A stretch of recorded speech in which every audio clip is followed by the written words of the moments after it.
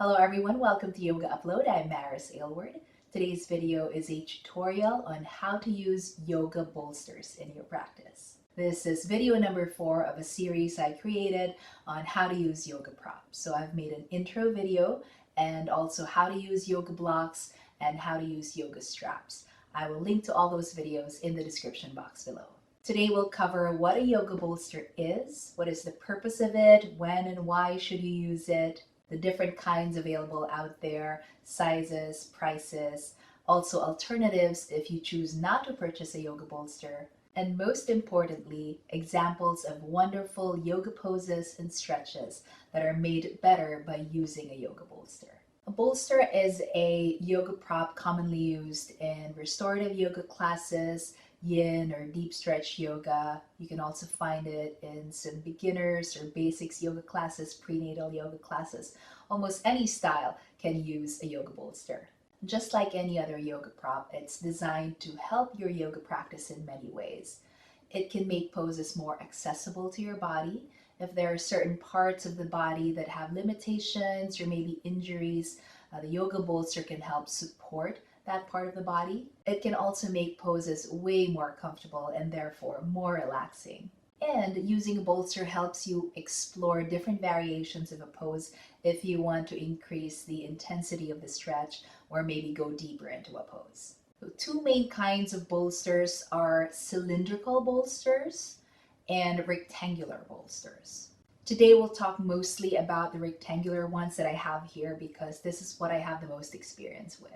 I have two sizes here. This is approximately 24 by 11 by 4, and this bigger one is 24 by 11 by 6. So they really just differ in the height here.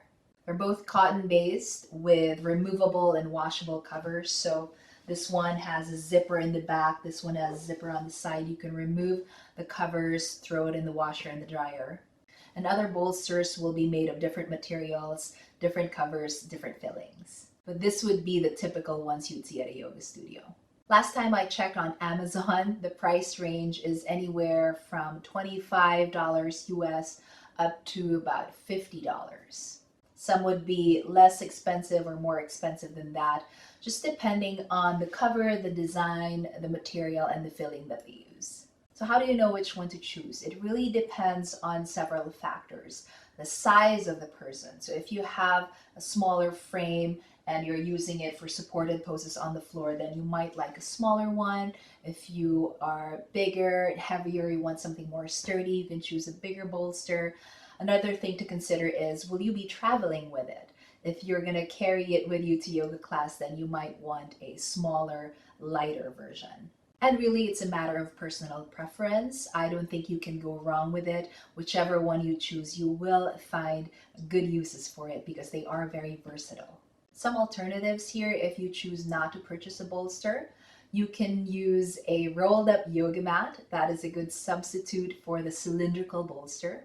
For the rectangular bolster, you can get a blanket or a bunch of blankets, fold them and stack them so they resemble a bolster. You can also use 2 blocks, put a blanket over it so it has more cushion, and that can be your bolster. Now, which poses and stretches can benefit from the use of a yoga bolster? One pose is your Sukhasana or easy pose, which, let's face it, is not always easy for a lot of people. So it's a simple cross-legged seat. But if you have tightness in your hips, and you'll know that if your knees are significantly higher than your hips when you're sitting down, then you'll need to elevate the hips. You can do that by sitting on the bolster, either using it horizontally or vertically. And you'll notice there's much more ease in the hips. The knees can relax down, the spine can stay long, and the lower back doesn't round. You can apply this principle for a lot of other seated yoga poses. So anytime you feel your back is rounding, knees are higher, then just elevate the hips with a bolster. Other seated poses that can be enhanced by it are seated forward folds. The bolster helps bring the floor closer to you. Examples of these poses are your seated forward fold or Paschimottanasana, wide-legged forward fold, Upavishta Konasana, one-legged forward fold, Janu Shirshasana, and even your bound ankle pose, Baddha Konasana. The bolster is especially helpful if you're in a yin class and you're staying in the pose for 3 to 5 minutes. That way your upper body, your neck, your head are completely supported by the bolster. Bolster can also help you in a supported seated side stretch or your revolved Janu Shirshasana. Another seated pose where you can use the bolster is your Virasana or hero pose. This helps if there's discomfort in the knees especially and you can't bend the knees too much. Just sit on the edge of the bolster in Virasana. Another great way to use the bolster is supported child's pose to make it more restful. You can have your forehead resting on the bolster, or you can also turn to the side. Spend the first half of the pose resting on your right cheek, and then second half of the pose resting on your left cheek. Now you can also use the bolster to intensify certain stretches or explore different variations.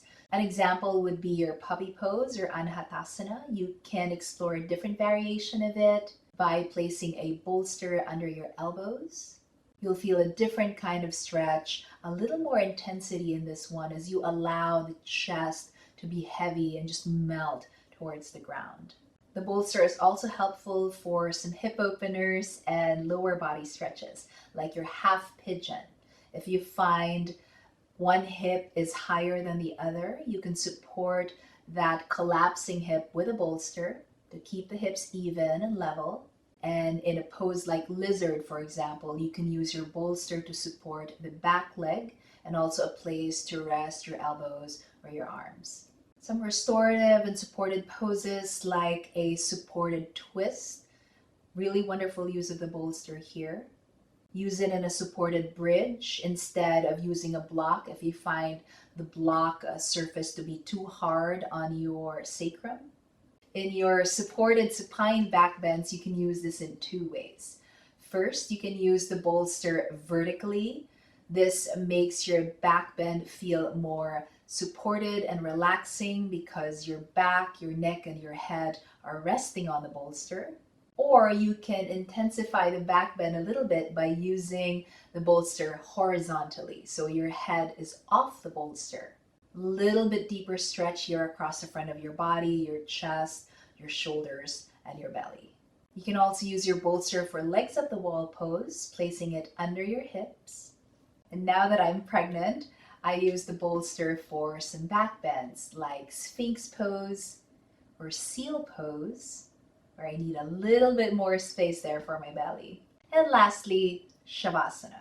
Most important part of your practice, you want to make it as relaxing and as restorative as possible. So if in Shavasana you find your lower back is lifted way off the mat and overly arching, you want to bring that closer to the ground.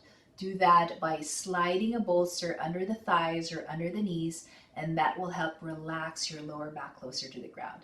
I always use that in my practice, and it just makes a world of difference in Shavasana. These are only some of the poses where you can use a bolster. There are many other creative ways of using it. In the description box below, I will link to the videos I have on this channel where we use the bolster. So I hope you try those out. What I love about the bolster is it makes yoga more available, more accessible to everyone. And it doesn't matter if you're strong, you're weak, you're new to yoga, or you're experienced, you're injured or healthy, tight or flexible. All body types and all backgrounds and all levels of yoga practitioners can benefit from using a bolster. Great way to enhance your practice. If you have any questions or requests for other tutorials, please write that in the comments below. I hope that was helpful. Thank you so much for joining me today, and I'll see you next time. Bye.